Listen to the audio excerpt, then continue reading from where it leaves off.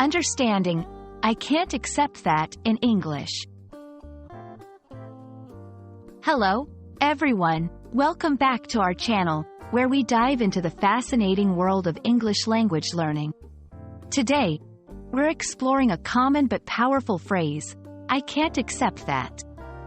This phrase is more than meets the eye, and understanding its nuances can significantly enhance your communication skills in English. So, let's get started.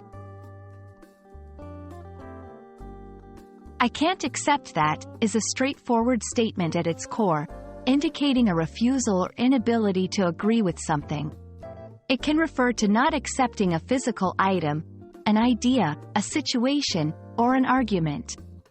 The word accept here is key, suggesting a rejection or a denial of something being offered or proposed.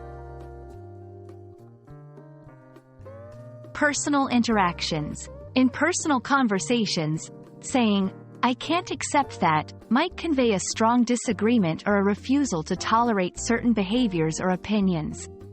It's a clear boundary-setting statement, often used in serious or emotional discussions. Professional settings. In a professional context, this phrase could mean a refusal to agree with a proposed idea or project. It's a formal way of expressing disagreement, often leading to further discussion or negotiation. Academic discussions. In academic or intellectual debates, I can't accept that might be used to reject a theory, argument, or piece of evidence. It signifies a challenge to the validity or reliability of the information presented.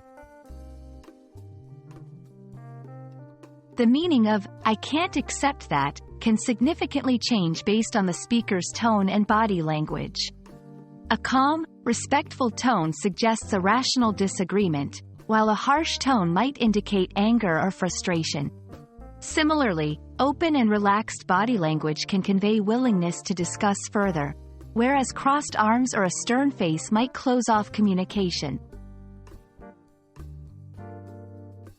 To soften the impact or to be more polite, you might use phrases like, I find it hard to agree with that.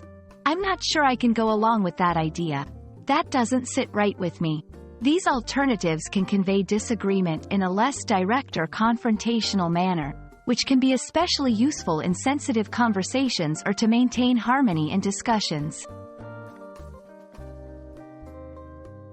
Understanding the phrase, I can't accept that, and its various uses in English can greatly enhance your ability to express disagreement clearly and effectively.